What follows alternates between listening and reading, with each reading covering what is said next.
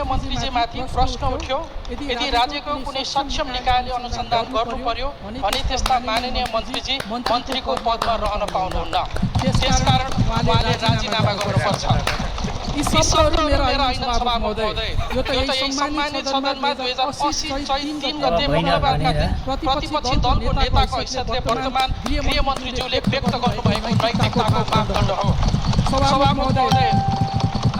अब तिमीहरू फटाहरूले चाहिँ माटक नै त्यति बेला त मेरो फाइल देखाइदिउँ म फाइल देखाइदिउँ भन्ने गगन थापा चाहिँ कहाँ मोर्या हो